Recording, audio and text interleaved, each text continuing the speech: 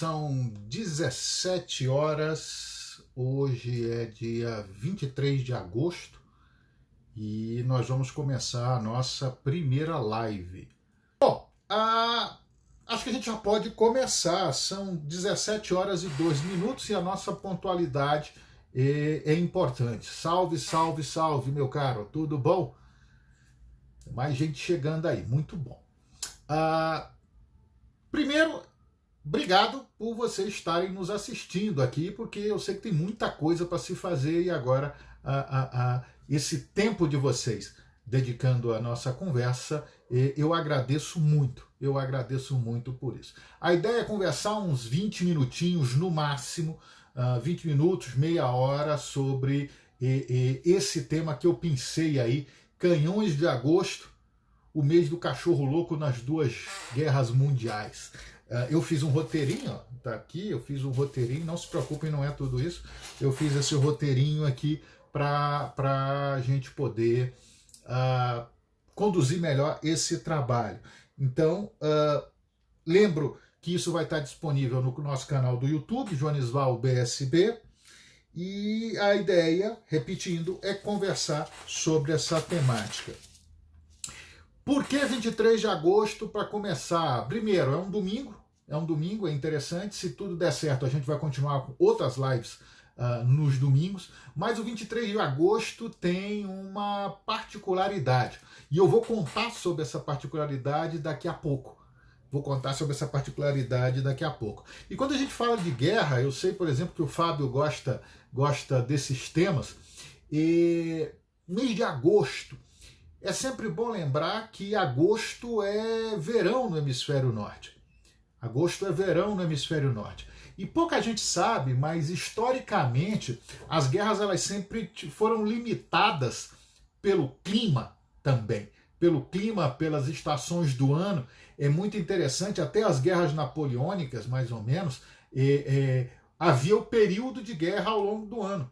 Então as pessoas tinham que ir para a guerra, os exércitos iam para a guerra, mas isso era compensado e contabilizado também, fazendo relação à época da colheita, né? À época, ao inverno.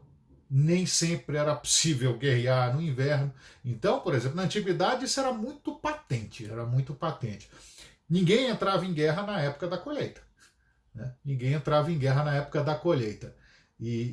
isso se seguiu, né? Uma outra particularidade, só no século XX é que nós temos a possibilidade de haver guerra à noite. Parece estranho isso, né? Mas à noite no sentido de que os Estados Unidos hoje são a única grande potência que consegue fazer guerra à noite, né? E de uns anos para cá. Então o clima acaba interferindo. E o mês de agosto é um mês interessante no hemisfério norte, que é o auge do verão. E o mês de agosto, quando a gente fala da Primeira e da Segunda Guerra Mundiais, a guerra de 14 a 18 e a guerra de 39 a 45, a gente percebe grandes mudanças. Então vamos lá. Canhões de Agosto. Eu indiquei aqui no nosso perfil do Instagram um livro da professora Barbara Tuchman, que fala do início da Primeira Guerra Mundial. E quando a gente pensa, e esse título dela, eu acho que foi muito feliz, né? Eu acho que foi muito feliz a escolha do título Guns of August, Canhões de Agosto, para representar aqueles acontecimentos de 1914, quando estourou a Primeira Guerra Mundial. E aqui, primeira curiosidade sobre o período, primeira curiosidade que a gente traz aqui. A Primeira Guerra Mundial ela começa no iniciozinho, nos primeiros dias de agosto de 2014, e era uma guerra que ninguém esperava e que todo mundo esperava. Afinal de contas, a Europa ela vinha de 100 anos de paz, onde a gente teve os 50, na década de 50, de 53 a 56, de 1853 a 56, a Guerra da Crimeia, 1870 a 71, a Guerra Franco-Prussiana, mas de maneira geral as grandes potências europeias viveram, desde o final das guerras napoleônicas até 1914, alguma coisa como 100 anos de paz. Oi, Thalita, oi, Luana, estão chegando aí. E aí é interessante porque a Primeira Guerra Mundial ela vem num momento em que as grandes potências, a população europeia vivia um período de grande crescimento, comércio internacional seguindo, né? Comércio internacional muito expandido. A gente só foi alcançar há alguns anos o padrão de liberdade do comércio internacional que se tinha em 1914.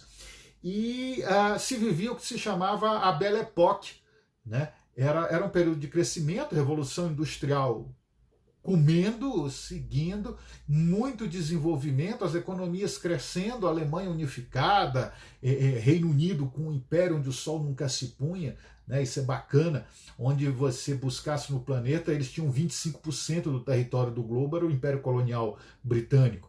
Né, os Estados Unidos, depois da guerra de Secessão, prosperando, e tudo isso tinha um clima de festa, em 2014. E ao mesmo tempo não se esperava, ao mesmo tempo que não se esperava um conflito, também todo mundo, no fundo, achava que esse conflito ia chegar de qualquer jeito. Né? Então era uma coisa meio romantizada, porque os franceses, por exemplo, tinham perdido a Guerra Franco-Prussiana para os alemães em 1870, 71. 71 eles perdem a Guerra Franco-Prussiana e aquilo ficou entalado na garganta. Então, muita gente aguardava um conflito para resolver as pendências. E aí os reflexos disso estão no romantismo da Primeira Guerra Mundial em vários momentos. Chama atenção para algumas coisas, né? Chama atenção, então, para o fato de que a guerra começa no meio do verão, no meio do verão europeu. E aí o que a gente tem? A gente tem, como todo processo histórico nesse sentido, uma série de acontecimentos que acabam gerando os canhões de agosto. Né? O estopim, todo mundo sabe, da Primeira Guerra Mundial é o assassinato do arquiduque Francisco Ferdinando, né, em 28 de junho. A propósito, se alguém quiser comentar, fazer alguma observação, pode colocar aí que a gente vai conversando. O assassinato do arquiduque Francisco Ferdinando em 28 de junho. Ele vai com a esposa, Sofia, para Sarajevo e lá ele sofre um atentado terrorista por um terrorista nacionalista vinculado à Sérvia. A Sérvia fazia fronteira com o Império Austro-Húngaro, né? E esse sujeito, o Gavrilo Princip, foge para a Sérvia e vai se homiziar na Sérvia. Quem morre em 28 de junho de 1914, exatamente o herdeiro do trono da Áustria-Hungria, do Império Austro-Húngaro, um grande império na região central ali da Europa, né, que compreendia todos esses países, um pedaço da Polônia, Tchecoslováquia, hoje a República Tcheca, a Eslováquia, uma parte dos Balcãs, a própria Áustria, a Hungria. Então, é um evento que abala o mundo. É um evento que abala o mundo. O Francisco Ferdinando, ele era herdeiro do trono e ele era sobrinho do imperador da Áustria, que já estava muito velho. Exatamente, Luana, Gavrilo Princip, que pertencia a uma organização, a Mão Negra. E uma particularidade, essa organização terrorista, a Mão Negra, era o líder dessa organização, era o chefe do serviço de inteligência da Sérvia. O chefe do serviço de inteligência da Sérvia. Portanto, vale lembrar que o estopim da Primeira Guerra Mundial, eu sempre lembro isso, é um atentado terrorista no qual a inteligência está envolvida. Então, estão chegando os amigos do Instituto Dona Isabel I, é um pessoal que entende muito de história, e a gente está comentando exatamente isso, desencadeada a Primeira Guerra Mundial. Então, o herdeiro do trono da Áustria é assassinado, o terrorista foge para a Sérvia, e aí a Áustria-Hungria começa a exigir a entrega desse cidadão para ser julgado pelos austro-húngaros pelo assassinato. E aí a gente tem um mês de julho que é meio tenso, né? para dizer o mínimo. A gente tem um mês de julho onde começa a pressão em cima da Sérvia, e aí a gente entende o mecanismo que foi construído em 100 anos, mais ou menos, desde o final das guerras napoleônicas. Naquele momento, a Europa se dividia em grandes alianças. A grande ameaça para muitos era a Alemanha no centro. Só que a Alemanha tinha um grande receio, depois de unificada, em 1871, o grande temor da Alemanha era um conflito em duas frentes, de um lado a Rússia e do outro a França. E as alianças começaram a ser construídas, cada país ali com seus interesses começou a buscar em qual outra nação eles podiam estabelecer parcerias, estabelecer alianças. E muitas dessas alianças eram secretas. Era a chamada diplomacia secreta do século XIX. Para a gente ter uma ideia, antes da gente estourar a Primeira Guerra Mundial, a Alemanha faz um acordo com a Áustria-Hungria. Elas vão constituir as potências centrais. A Alemanha faz um acordo com a Áustria-Hungria de assistência recíproca no caso de agressão. Então, se a Áustria fosse atacada, a Áustria-Hungria, a Alemanha partiria em socorro à Áustria-Hungria e vice-versa. Depois eles vão fazer um acordo assim também com a Turquia, com o Império Otomano, melhor dizendo. Então, cria-se as potências centrais. Por outro lado, o grande rival da Alemanha no continente era a França. E a França percebe a necessidade de estabelecer uma aliança com a Rússia, né? Que era o outro gigante do outro lado da Alemanha que poderia entrar em socorro à França caso houvesse uma guerra. Então, aliança franco-russa, se estabelece um tratado também, tudo isso secreto muitas vezes. Aí o Reino Unido apoia, de certa maneira, os franceses e os russos. Uma outra particularidade, todo mundo, quer dizer, nas monarquias europeias, todo mundo era primo, mesmo.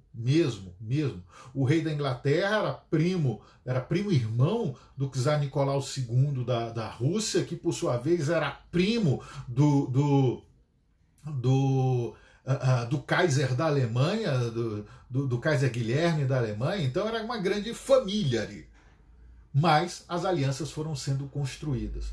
Então, França aliada da Rússia, Alemanha aliada da Áustria-Hungria. E a Sérvia, uma potência menor, com pretensões de se tornar senhora de projetar poder na região, de senhora dos Balcãs ali. A Sérvia, um país eslavo, tanto é que depois vai ser criada a Iugoslávia, eslavos do sul, né? Fala dos eslavos do sul. A Sérvia vai buscar apoio em quem? Nos russos.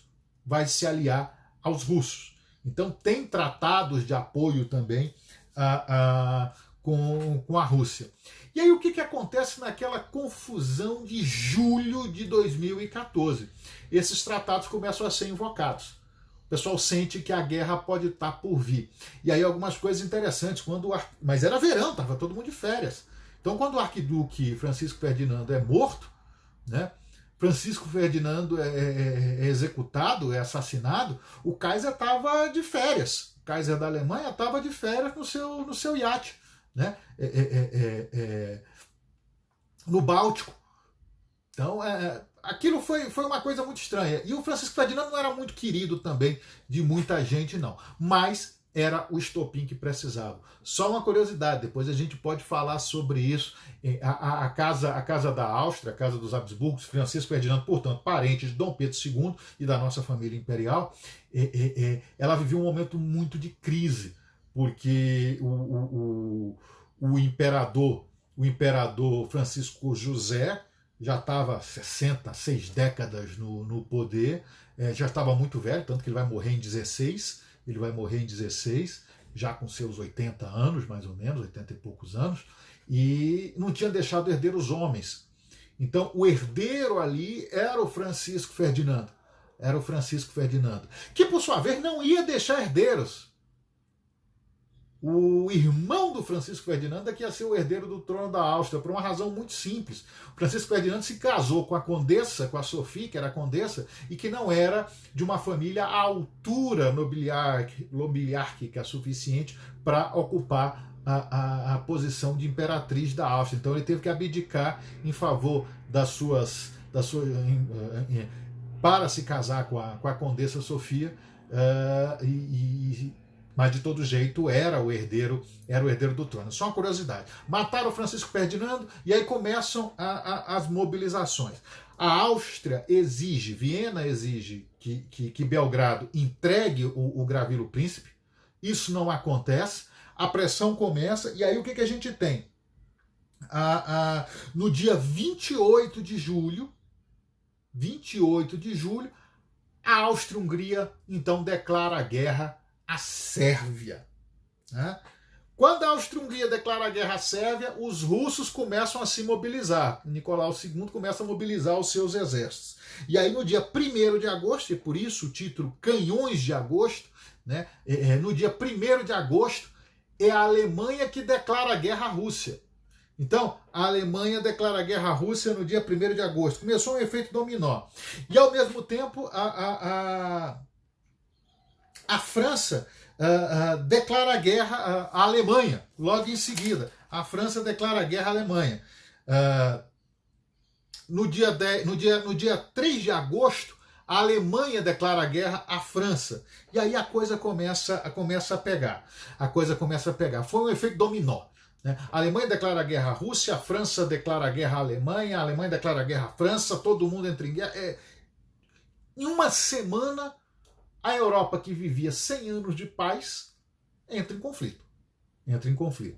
E aí o que acontece? Quem é que está faltando nessa equação? O Reino Unido. A Inglaterra, o Reino Unido sempre vendo aquilo distante, deixando os continentais, o pessoal do continente se virar. Né?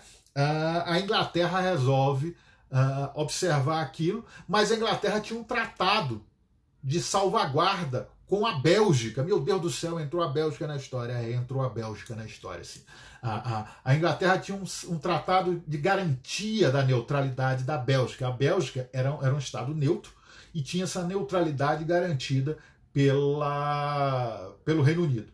Acontece que, para a Alemanha atacar a França, ela tinha que passar pelo território belga. O cálculo dos alemães foi o seguinte: os russos vão demorar a se mobilizar. Foi um cálculo interessante. Os russos era uma máquina de guerra, o exército russo, sem dúvida nenhuma, mas era muito lento. Os milhões para serem mobilizados demorariam um pouco. Então a ideia dos alemães era resolver primeiro na França. E aí os alemães decidiram atacar a França. Só que para chegar na França eles tinham que passar pela Bélgica, pelo território da Bélgica. E aí tem uma historinha também nessas confusões de agosto. Tem uma confusão. Os alemães solicitam ao rei da Bélgica. É nessa época que a Bélgica cria a contenda com a Holanda, mais ou menos. A gente pode falar disso depois, mas nessa época a Holanda também ficou neutra a Primeira Guerra Mundial toda. Né? Mas a Bélgica também era neutra e os alemães precisavam passar por ali. E aí o Kaiser alemão solicita ao rei da Bélgica permissão para que as suas tropas atravessem o território belga para invadir a França, para atacar a França. E aí ele recebe aquela resposta mais ou menos assim do rei da Bélgica. A Bélgica é uma nação. A Bélgica não é uma estrada, ou a Bélgica não são estradas. Aí o que o Kaiser faz? Atravessa a Bélgica. E aí os alemães invadem a Bélgica, atravessam a Bélgica e vão atacar a França. E em agosto vão acontecer as primeiras batalhas na fronteira franco-belga e na fronteira franco-germânica. Né? E o pau então começa a comer.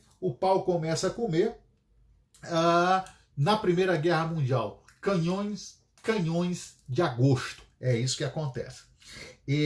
Para se ter ideia, no dia 23 de agosto, eu anotei aqui na minha colinha, o Japão vai declarar guerra à Alemanha. É bom lembrar. Eu já ouvi professor de história falando aí no segundo grau, né, ensino médio, que a Primeira Guerra Mundial foi uma guerra europeia. Só. Eu acho que esqueceu desse detalhe do Japão participando da Primeira Guerra Mundial e da guerra no continente africano também, e da Batalha das Falklands e tantas outras. Né? Mas são todos acontecimentos no mês de agosto. Então, no final de agosto é a vez do Japão declarar a guerra. E já em 1917, 1917, é a China que declara a guerra à Alemanha em agosto de 1917. 19 de agosto, se não me engano, de 17. Bom, com isso a gente tem a mobilização, algumas curiosidades, como eu disse no começo dessa live. E aí eu lembro, a ideia, se você perdeu a primeira parte da nossa conversa, a ideia é colocar isso aqui, se tudo der certo, no meu canal no YouTube também, salvar aqui, salvar no YouTube, Joanisval BSB, e fazer mais lives como essa ao longo do tempo, provavelmente no domingo. Então, se você quiser mandar sugestões depois no privado de temas para a gente conversar, provavelmente no domingo, nesse horário. Bom, algumas curiosidades sobre a Primeira Guerra Mundial, e eu vou parar agora de falar sobre a Primeira Guerra Mundial, que a gente tem mais uns 10 minutinhos só de live, e algumas curiosidades sobre a Primeira Guerra Mundial. Como eu disse, era muito esperado aquilo. A Primeira Guerra Mundial é muito romântica, pelo menos o começo dela. É um começo muito romântico, as pessoas sentiam necessidade, o homem do início do século XX sentia a necessidade de participar, o homem europeu, de uma guerra. Tem um cartaz muito interessante do Reino Unido, daquela época, de uma criancinha sentada brincando, uma outra no colo do pai, e a menina pergunta para o pai: papai, onde é que você estava durante a Grande Guerra? E o pai fica meio constrangido, assim, segurando um cachimbo, ou seja, ele talvez não tivesse participado. Né? Então, os franceses, por exemplo, estavam sedentos, como eu havia dito antes, de uma revanche contra a Alemanha, porque eles haviam perdido a Guerra Franco-Prussiana em 1870-71. Né? A Alemanha foi criada a partir daí, 1871, no Palácio de Versalhes, né? na França Ocupada. Os franceses estavam muito ansiosos por uma revanche. Então estava todo mundo, o homem europeu do início do século XX, para se sentir mais másculo até e participar de um conflito, ele tinha que buscar a guerra nas colônias, nos territórios coloniais, ou em situações muito distantes da realidade dele. Então, muitos esperavam essa possibilidade de testar os seus valores num campo de batalha. É muito interessante como as pessoas correm para se alistar logo no início, na época desses canhões de agosto, nesse início da Primeira Guerra Mundial. Todo mundo corre para se alistar. Tem aquele caso dos voluntários franceses, dos soldados franceses que foram para o fronte de táxi. Se você for ao Museu dos Inválidos, em Paris, você vai ver lá, na parte sobre a Primeira Guerra Mundial, inclusive, um dos táxis usados pelas pessoas, pelos combatentes da Primeira Guerra Mundial, que pegaram táxi para ir ao fronte. Quer dizer, juntava 2, 3 aqui, 4, e a gente pagava o taxista para ele levar a gente para o campo de batalha.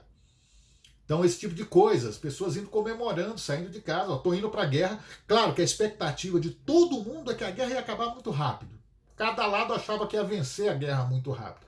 Todo mundo achava que em dezembro já ia estar em casa para comemorar o Natal, né? E aí o que é interessante é exatamente isso, esse romantismo, essa euforia do início da guerra, isso vai caindo à medida que vão caindo também os primeiros homens nos combates. Você pensa em batalhas como a Batalha do Somme, a Batalha de Verdun, a gente fala de centenas de milhares de mortos. Né? Uma outra curiosidade, igual a pandemia, exatamente, igual a pandemia, aquela euforia que vai acabar depois de amanhã, são 15 dias, mas a coisa está prolongando. Exatamente, boa comparação, Luana. Imaginem exatamente a Primeira Guerra Mundial, a perspectiva do pessoal sobre a guerra. Dezembro acaba. Começou em agosto, dezembro eu já vou estar em casa. Não foi bem assim, durou 4 sangrentos anos até o armistício de 11 de novembro de 1918. Até o armistício de 11 de novembro de 18. Só mais uma curiosidade sobre a Primeira Guerra Mundial. A Primeira Guerra era tão romantizada, que a gente vê isso, por exemplo, no uniforme francês. No uniforme dos soldados franceses. O uniforme alemão era cinza.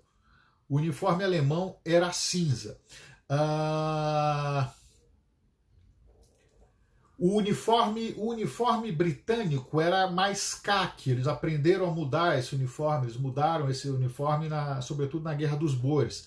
O uniforme italiano, a Itália participou, apesar de ter feito aliança com a Alemanha e com a Áustria-Hungria, a Itália muda de lado, né, e vai se aliar aos franceses e britânicos. O uniforme italiano era verde, então o alemão cinza, o italiano verde, o britânico caqui. Qual era a cor do uniforme francês no início da Primeira Guerra Mundial? Qual era a cor do uniforme francês no início da Primeira Guerra Mundial, para a gente entender como é que era a mentalidade das pessoas nesse momento.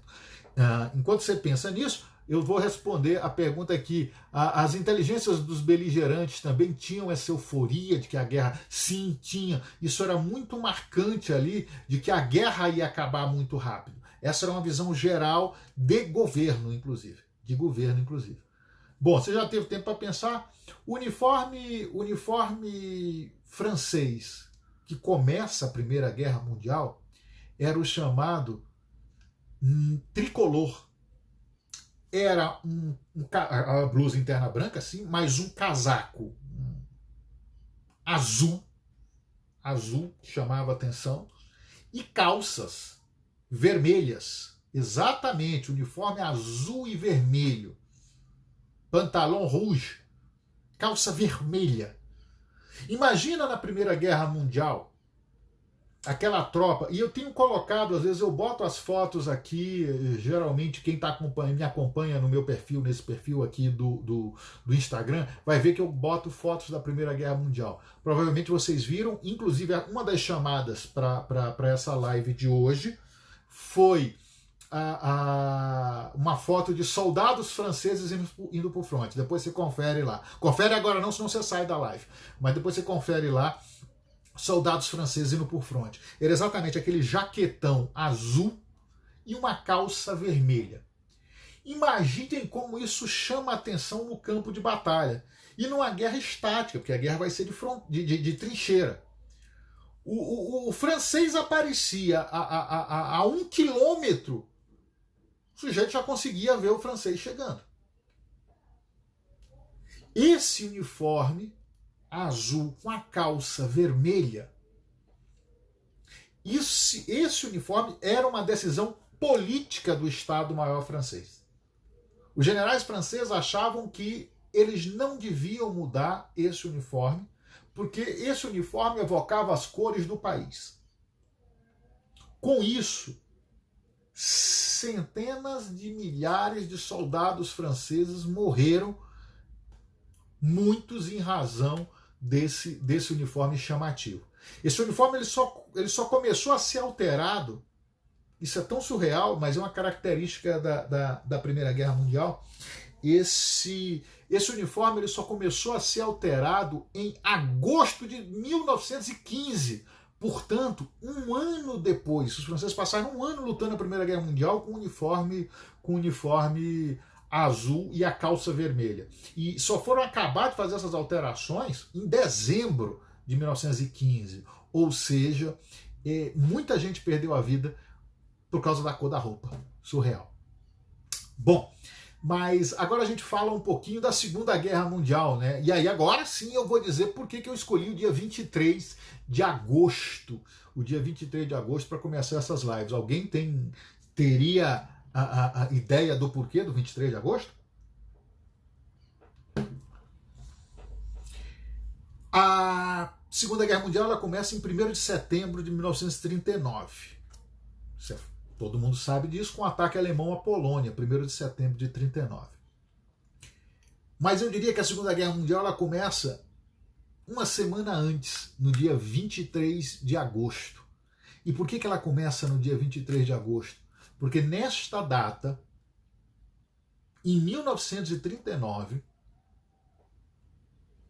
foi celebrado o acordo Ribbentrop-Molotov, o acordo entre a Alemanha nazista e a União Soviética. A Alemanha nazista e a União Soviética para um tratado de assistência recíproca e de não agressão entre a Alemanha e a União Soviética. uma semana, no dia 23 de agosto, uma semana depois a Segunda Guerra Mundial estouraria. Esse tratado foi extremamente importante. Por quê? Porque a Alemanha vinha num crescendo de projeção de poder na Europa desde a ascensão do nazismo em 1933. De fato, a partir de 1936, Hitler começa a pôr em prática aquilo que ele já havia dito lá atrás, e era programa do Partido Nazista, no que diz respeito a recuperar os territórios, a busca do espaço vital. Então a gente tem, a partir de 1936, a militarização da Renânia, a gente tem a anexação do Sarre, a gente pode ter uma live só para falar disso. Em 1938, a gente tem o Anschluss, a unificação com a Áustria, né? Só uma pergunta que eu vi aqui. Sim, tem muita história heróica da Primeira Guerra Mundial, a gente pode conversar sobre isso também, né? A gente tem então 1938 a anexação da Áustria, e no segundo semestre a anexação da Tchecoslováquia, né? Pela Conferência de Munique, e tudo isso com um certo aval do que chamavam de a política do apaziguamento franco-britânica. A Alemanha foi se expandindo em busca do espaço vital e conseguindo espaço de uma forma pacífica, sem a guerra, com o aval dos britânicos e dos franceses. Bom, só que nos planos de Hitler, o próximo passo para a expansão era necessariamente a Polônia. E aí é que o bicho começou a pegar. Por quê?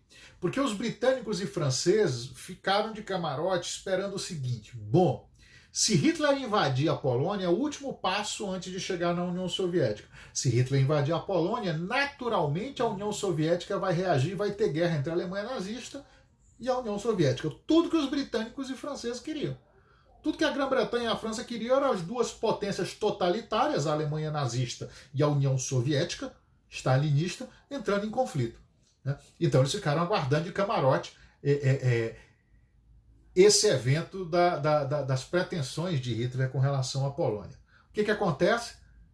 Uma jogada de mestre, e no dia 23 de agosto, Hitler assina um acordo com Stalin. Quer dizer, de fato, os seus prepostos, né, o ministro das Relações Exteriores da Alemanha, Ribbentrop, von Ribbentrop, e o ministro de Stalin, Molotov, assinaram um acordo e disseram: opa, tinha parte secreta desse acordo também, caminho livre para atacar a Polônia. Exatamente, se esqueceram de combinar com os russos, os britânicos e franceses esqueceram de combinar com os russos, os alemães souberam fazer isso, e aí no dia 1º de setembro de 1939, a Alemanha invade a Polônia. 15 dias depois, a União Soviética também invadiria. É sempre bom lembrar que a União Soviética começa a Segunda Guerra Mundial como aliada da Alemanha, né? A União Soviética começa assim, né? E a Segunda Guerra Mundial estava iniciada.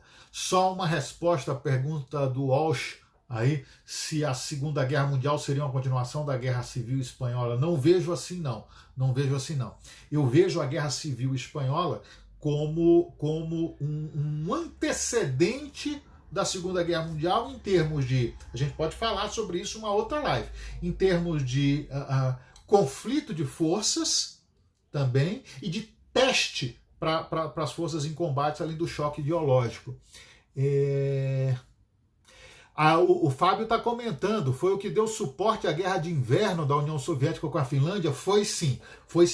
Porque por meio desse acordo Ribbentrop-Molotov, a partir do momento que a gente invade, que a gente vê a Alemanha invadindo a Polônia, depois da União Soviética invadindo a Polônia para libertar os poloneses, né? O Exército Vermelho invade a Polônia. Logo depois a gente vai ter a campanha, claro, mas alguns meses depois, a campanha do inverno, a Segunda Guerra Franco-Polonesa, né? Russo-finlandesa, né? Então a gente tem isso, e aí a guerra tinha efetivamente começado. Vamos fazer uma live para responder essa pergunta da Luana, por que invadir a Polônia? Eu acho que essa sua pergunta está tão boa que merece uma live específica. Então a gente pode pensar nessa live para mais adiante, daqui a 1 ou 2 semanas, exatamente para falar do início da Segunda Guerra Mundial. E aí a gente já está caminhando para o final, porque eu acho que tem tempo essa bagaceira aí, essa nossa live, o Instagram me limita. Só lembrando algumas coisas, isso aqui vai estar disponível, esse vídeo vai estar disponível no meu canal do YouTube, Joanisval BSB. Curta aquele canal, aperta lá no tal do sininho para ter novidade, curta isso aqui, quanto mais gente a gente tiver nesse canal do Instagram e naquele canal do YouTube, mais liberdade a gente vai ter para fazer essas lives mais adiante, inclusive com mais tempo. Então, para fechar essa conversa sobre Primeira e Segunda Guerra Mundial em agosto, eu poderia ainda listar uma série de acontecimentos no mês de agosto, ao longo da Primeira e da Segunda Guerra Mundial, que foram marcantes. Mas eu queria citar só mais um conjunto de acontecimentos, já no final da Segunda Guerra Mundial. São acontecimentos muito importantes. No dia 6 de agosto de 1945, a Alemanha já estava derrotada. A Alemanha capitula no dia 8 de maio, 9 para os russos. Havia acabado de se encerrar a Conferência de Potsdam em Berlim, na Alemanha, né? Potsdam é do lado de Berlim, no limite de Berlim. Havia acabado a Conferência de Potsdam e no dia 6 de agosto de 1945, o mundo passa por uma enorme mudança. Cedinho, uma bomba cai sobre a cidade de Hiroshima. Uma bomba só. Mas era uma bomba nuclear. A primeira vez que se lança uma bomba nuclear num contexto de guerra e contra uma população civil. E aquilo aconteceu no dia 6 de agosto de 45. Logo em seguida, no dia 8 de agosto, a União Soviética declara guerra ao Japão. Vale lembrar que até 8 de agosto de 1945 os soviéticos não estavam em guerra com o Japão. E aí os soviéticos fazem isso no dia 8 de agosto, os soviéticos declaram guerra ao Japão e invadem a parte da Manchúria, que era controlada pelos japoneses, e depois vão exigir as Kurilas. No dia 9 de agosto, a segunda bomba atômica sobre Nagasaki. E com isso, com esses dois grandes eventos, Hiroshima e Nagasaki, talvez com esse mais terceiro, a invasão da União, a declaração de guerra feita pela União Soviética, o Japão vai capitular. E aí é o outro grande evento que acontece também em agosto de 45. No dia 15 de agosto, o imperador fala pela primeira vez aos japoneses. O imperador fala pela primeira vez aos japoneses. No meu site, joanisval.com, todo mundo conhece, joanisval.com, eu escrevi um texto sobre isso. Onde eu comento sobre esse discurso do imperador. E o imperador fala para os japoneses e anuncia a rendição do Japão. A rendição formal só vai acontecer no dia 2 de setembro, mas a partir daí, de 15 de agosto, a guerra estava praticamente acabada.